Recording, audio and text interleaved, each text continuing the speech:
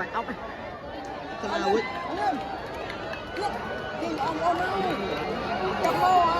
Tạc câu. Văn.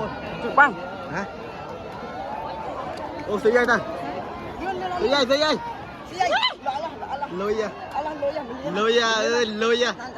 Này à. Ô. Đã rapid đấy rồi, đã rapid vô. Betul kah? Trời dạ. Ốc đi được.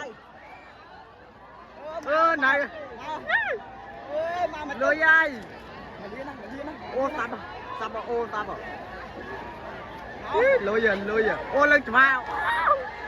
Trời bye. Ê bưng cái đánh mình bãi chứ đâu, cái đánh à. Trời dạ. Tay để hai ta mệt mới tí đó. Trời bà tu cô. À xem. Ô. Sao bộ. Trời mà. Ôi ôm chung thú chơi. Bây giờ. Ôi.